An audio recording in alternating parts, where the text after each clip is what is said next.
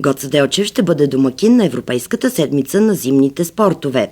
Събитието «Зимно баскетболно предизвикателство» е спортно преживяване, което съчетава движение, забавление и истинска зимна емоция на открито.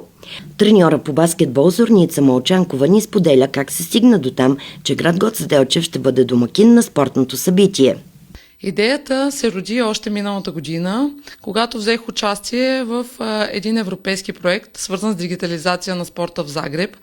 Там се запознах с организаторите на Европейската седмица на зимните спортове, които ме поканиха да стана част от самото събитие.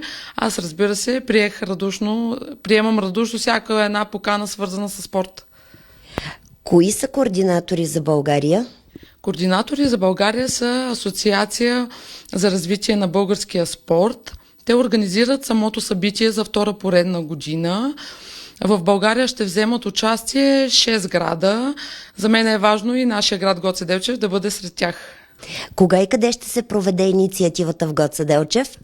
В Гоце Делчев инициативата ще се проведе от 1 до 8 февруари в цяла България.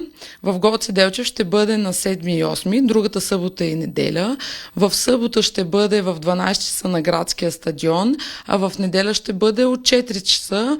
За всяко дете, което реши да се включи в самата инициатива, сме подготвили много грамоти, награди, естествено и игри и усмивки, така че моят апел е всяко едно дете да вземе участие. Има ли мото тази инициатива? Мотото на тази инициатива е да насърчи масовия спорт.